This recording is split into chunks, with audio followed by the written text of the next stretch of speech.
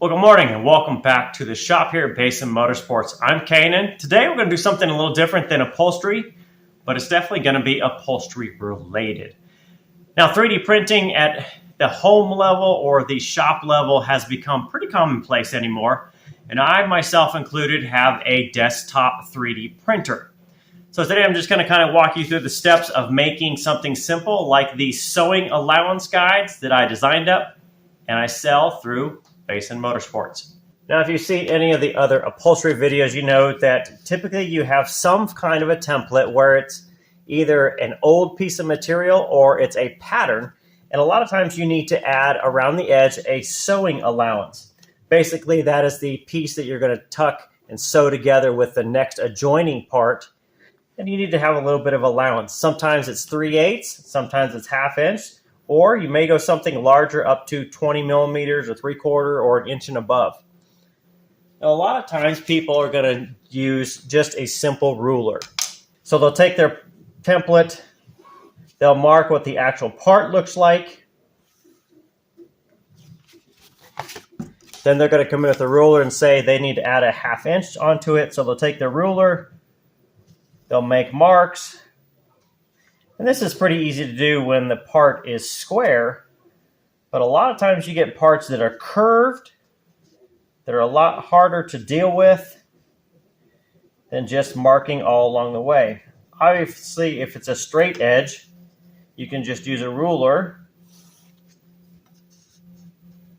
put it down,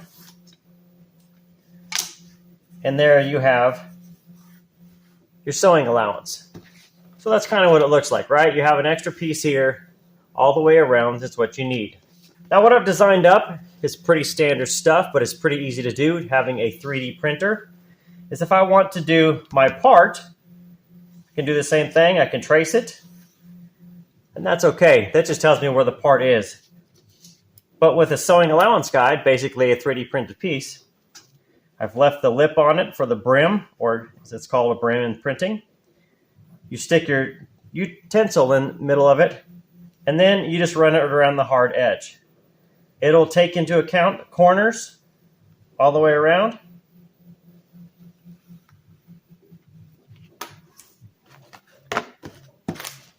And in a fraction of the time, you can then put in your sewing allowance, which is right here. You also get a nice clean corner, which is rounded because you're obviously going around. And if you want it sharp, you can just mark this off to make it sharp again. But either way, this is pretty easy to do. Now, designing these pieces up is pretty easy to do if you know how to use a basic CAD software. And there's multiple types out there. I prefer Fusion 360 right now. That's an AutoCAD product, but there's Tinkercad, there's SolidWorks, there's plenty of things. The Fusion 360 for a novice or a hobbyist can be a free download for a 3-year plan. Now, that's pretty easy to do, and once you get the hang of it, you can make these up pretty simple. So there's my 3/4 inch. This is what it looks like printed, and this is what they look like as they are printing. I've got just a desktop printer here that does a 12x12 pattern. So I have 6 different sizes of these sewing allowance guides in there. And it takes about an hour and a half to print each set of 6. Now, obviously, the limitation here is going to be your imagination. Everything is pretty easy to do once you figure it out, and there's plenty of people out there that you can find that can design the parts, that could also print the parts, or know somebody else that prints them. And there's a lot of free downloads available. If you're not much of a designer, you can look out there for free items on websites that contain the files.